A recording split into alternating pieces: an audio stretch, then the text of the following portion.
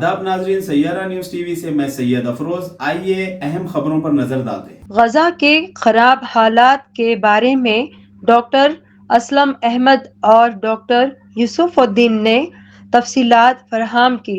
बमबारी और फायरिंग के बाद भी वो लोग इबादत में मसरूफ रहते हैं। इन डॉक्टर्स ने इनके मजहब से लोगों पर इनके इस्लामी जज्बे की सताइश की। आइए देखते हैं इसी के साथ तफसीली रिपोर्ट। तो आप जो है ये चीज़ वहाँ पे ये है कि हॉस्पिटल्स अल्हम्दुलिल्लाह पहले से जो उनके थे वो ऑलमोस्ट पूरे नॉन फंक्शनल लेवल पे है कि बेसिक चीज़ें जैसा कैजुअलिटी में जो इंडिया में कैजुअलिटी बोलते हैं वहाँ पे एक्सरेज नहीं है कि आप इंजरीज जो देखते हो वहाँ पे आप कुछ भी नहीं कर सकते। सीटी स्कैन काम नहीं कर रहा क्योंकि ये सीज के वजह से और ब्लॉकेट की वजह से बेसिक सामान जो चाहिए थे वो नहीं है। और ये बेसिक जैसा ड्रेसिंग है वो आपको ब्लीडिंग हो रही, बुलेट वुंड से यूजिंग हो रही, लेकिन आपको रोकने के लिए आपको ड्रेसिंग मटेरियल नहीं है, कॉटन पैड्स नहीं है आपको, लेकिन you can't stop the dressing. तो ये इतनी बुरी हालत है वहाँ पे। तो ये आता कभी रात में जो है एक मास कैजुअलिटी आ गई, उसके अंदर 30-40 पेशेंट एक साथ आ जाते। अब एक दो पेशेंट के हट के तीसरा सामान नहीं रहता।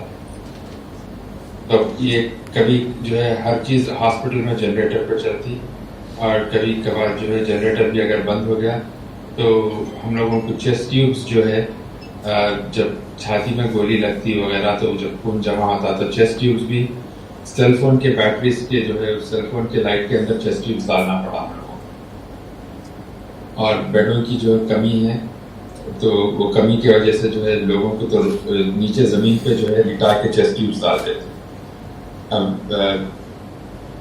अब और जो है ना ये लोगों के पास हर चीज़ था लेकिन हर चीज़ ख़त्म हो गई और उसको रिप्लेस नहीं कर सक रहे। तो ये इम्पॉर्टेंट है कि जो है ना अब हम लोग इसको किस तरीके से जो है वहाँ तक पहुँचाए। और दूसरी चीज़ काफ़ी चीज़ें ऐसी है कि जो है एक तो पहले लोगों के पास खाना नहीं है बिकॉज ऑफ द ब्लॉकेट।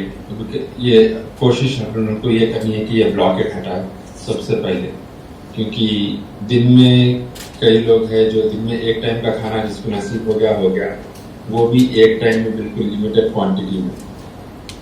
कई डॉक्टर्स ऐसे हैं वहाँ पे जिनके जो है 30-30, 40-40 किलो जो है ये पिछले 3-4 महीने में कम हो गए। जो इजरायली प्राइम मिनिस्टर ने ऐलान किया था कि अक्टूबर तक गजा पर कंप्लीट कंट्रोल कर लेंगे और जो लोग हैं वो खाली कर दें, एरिया खाली कर दें, तो इसका कोई इम्पैक्ट हुआ है क्या कुछ लोग ऑलरेडी जो है they are controlling 75% of Gaza, like 75% of Gaza is completely flattened, मतलब पूरे घरा सब चले गए।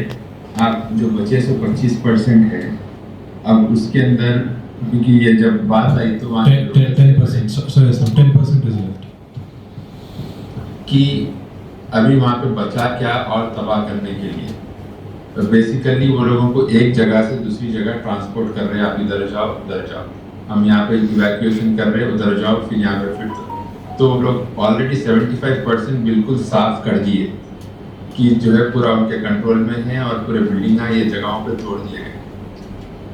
वो 25% है वो कॉन्सेंट्रेटेड है, बिकॉज इंटरनेशनल प्रेशर है उस वजह से खामोश बैठे रहे, तो वो भी हल्का हल्का कर रहे इधर से उधर। तो वो जो नंबर्स वो लोग बोल रहे they are already acting on it.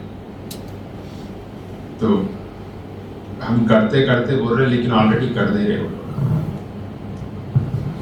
इसमें जस्ट लाइक अगर पेशेंट अगर इवैक्यूएट भी कर रहे हैं तो patient have to give an undertaking कि they will not return back to Gaza, number 1। और नंबर 2 जो है दो they want the population to leave but they are not letting the population leave। अगर आप आज की तारीख में जो है कई लोग हैं who are tired of it, you know, anybody will be tired of it, they want to come out, they want a normal life, वो normal life चाह रहे। अगर वो वापस भी अगर बाहर निकलना भी चाह रहे तो वो लोग को परमिशन नहीं मिलता they are denied permissions. I have given a list of 150 students to COGAT to evacuate these situations to get the education, denied. वहाँ की जो गाजा की जो पॉपुलेशन है उनको बैक टू नॉर्मल कैसे एक नॉर्मल हेल्दी इंसान बनने के लिए कितना अर्सा लगेगा?